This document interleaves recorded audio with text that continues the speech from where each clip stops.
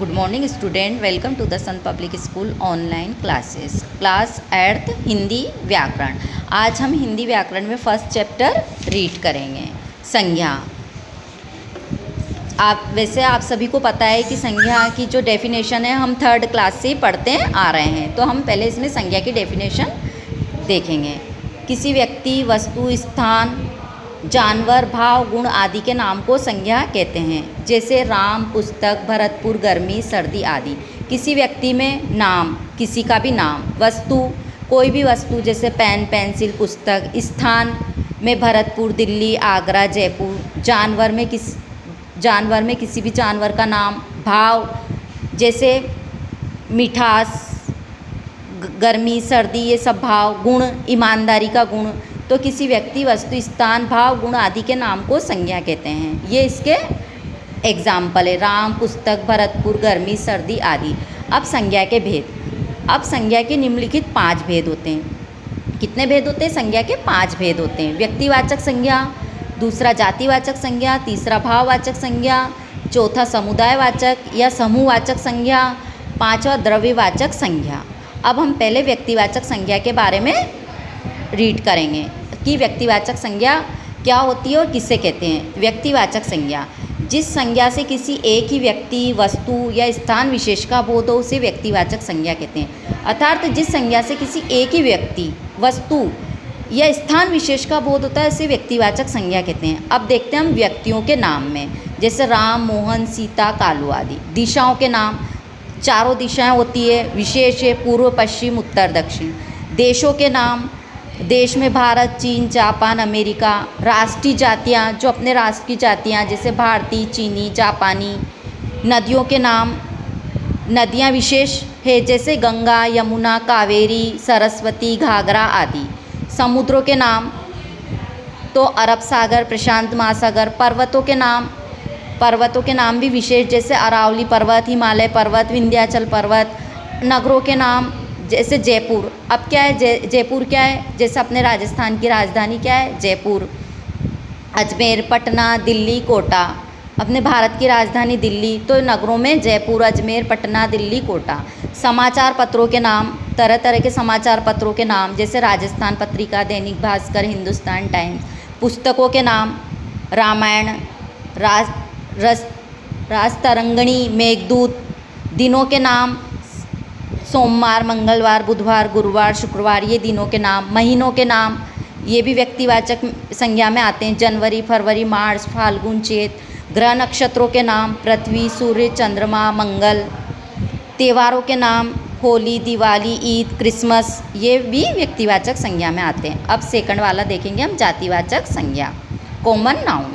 जो संज्ञा शब्द किसी एक ही प्रकार के व्यक्ति या वस्तु का बोध कराते हैं।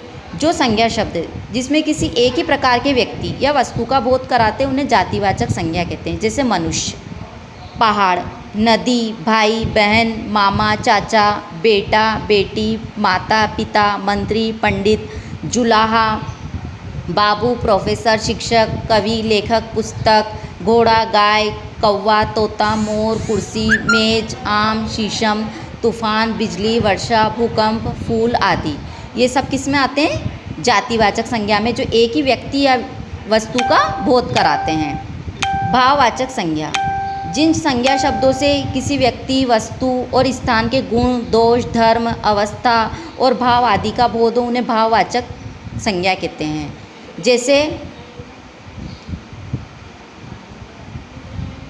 लंबाई, बुढ़ापा, नम्रता, मिठास, क्रोध, शत्रुता, दया, करुणा आदि। जैसे गुण में तो ईमानदारी का गुण, ये जो अपना धर्म है। अवस्था, बुढ़ापा, जवानी। भाव में मिठास, क्रोध, शत्रुता, दया, करुणा आदि। अब समूहवाचक संज्ञा, जैसे समूह, किसी भी चीज़ का समूह। जिन संज्ञा शब्दों से व्यक्तियों या वस्तुओं के समूह का बोध हो उन्हें समूहवाचक संज्ञा कहते हैं। जैसे सभा, जो व्यक्तियों का जो समूह होता है जहाँ वो सभा। सेना का समूह होता है दल, संघ, कुंज, कक्षा। जो बच्चे कक्षा में बैठते हैं वो वहाँ, तो वो कक्षा में क्या होता है? बच्चों का समूह होता है। संसद, भीड़, टोली, मंडली आदि ये सब समूह में आते हैं। द्रव्यवाचक संज्ञा, जिन संज्ञा से नाप तोल वाली वस्तुओं का बोध हो उन्हें द्रव्यवाचक संज्ञा कहते हैं। जैसे सोना, चांदी, लोहा। अब द्रव्य में क्या आता है? दूध, पानी, घी, तेल, मिट्टी, फल, अनाज आदि। अब हम भाववाचक संज्ञा बनाना। जातिवाचक संज्ञा सर्वनाम, विशेषण, क्रिया शब्दों से भाववाचक संज्ञा शब्द बनाए जाते हैं। अब हमको देखना है जातिवाचक शब्दों से भाववाचक संज्ञा कैसे बनती है।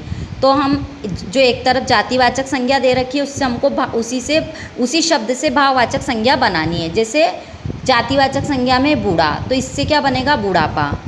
मित्र है, मित्रता। नौकर है, नौकरी। जवान है, जवानी।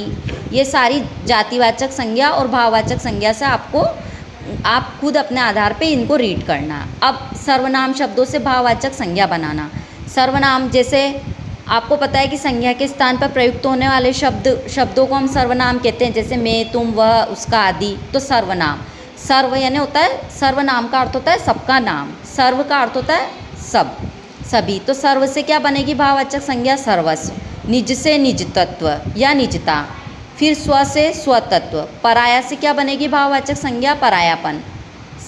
अपना, तो इससे बनेगा अपनत्व या अपनापन।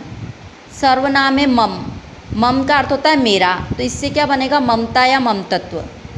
अब विशेषण शब्दों से भाववाचक संज्ञा। विशेषण, सभी को पता है जो शब्द संज्ञा और सर्वनाम की विशेषता बताते हैं उनको विशेषण कहते हैं। विशेषण, जैसे लाल से लालिमा, सुंदर से सुंदरता, सफ़ेद से सफ़ेदी, चंचल से चंचलता। ये आपको जो भी वर्ड है विशेषण से भाववाचक संज्ञा बनानी है। क्रिया शब्दों से भाववाचक संज्ञा। क्रिया, जिन शब्दों से किसी काम का करना या होना पाया जाता है उनको क्रिया कहते हैं। जैसे उठना, बैठना, खेलना, दौड़ना, चलना, फिरना, सब क्या है? क्रिया है। तो क्रिया से भी हमको भाववाचक संज्ञा शब्द बनाना है। जैसे थकना, थकना से थकावट। मारना से मार। जीतना से जीत। चुनना से चुनाव। सजाना से सजावट। हंसना से हंसी। भूलना से भूल। दौड़ना से दौड़। खेलना से खेल। उड़ना से उड़ान। तो ये हमने इसमें रीड करा जातिवाचक संज्ञा, उससे भाववाचक संज्ञा बनाना। जो फिर सर्वनाम है उससे भाववाचक संज्ञा बनाना। विशेषण है उससे भी भाववाचक संज्ञा बनाना। क्रिया शब्द है उससे भी भाववाचक संज्ञा बनती है। अब संज्ञाओं का प्रयोग कहाँ कहाँ होता है? Uses of noun. वाक्यों में प्रयुक्त संज्ञा कभी कभी व्यक्तिवाचक होते हुए भी जातिवाचक के रूप में प्रयुक्त होती है। जैसे कोई भी संज्ञा है तो कभी वो व्यक्तिवाचक होते हुए भी किस रूप में प्रयुक्त होती है?